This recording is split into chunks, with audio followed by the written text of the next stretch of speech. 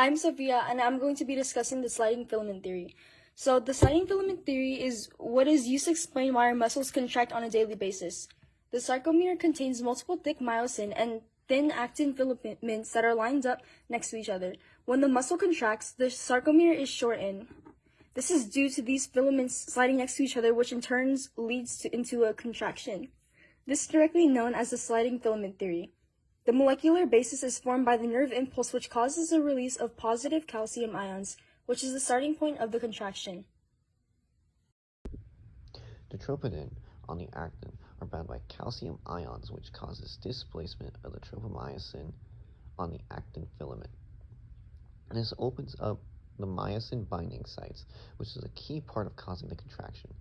The head of the myosin units are bound with ADP and a phosphate molecule, which is left behind from any previous muscle contractions.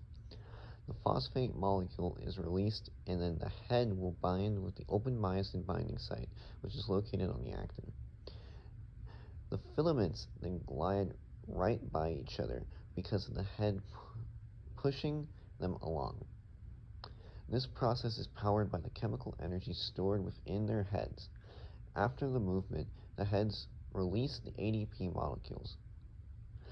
After this, ATP connects and severs the bonds between the head and the myosin binding sites. The movement is then halted and the contraction stops. The ATP then is decomposed into ADP and phosphate, which is stored back in the head and is ready to be used again in the next contraction. Hello, my name is Gary Santos, and I will be explaining why cramps happen. Cramps happen due to a lack of calcium, sodium, magnesium, and potassium. In this case, the first three being deficient.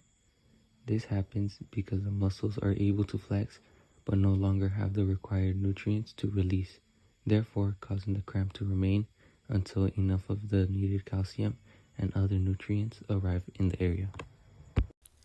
I'm Andrea, and I'm going to be explaining what Nathan should do. Due to the fact that Nathan was deficient in certain key nutrients like calcium, magnesium, and sodium, the muscle was able to shorten but then was stuck in this position. One way that Nathan can stop this from happening is by eating and or drinking these specific nutrients before working out to stop the painful cramps that can come from it.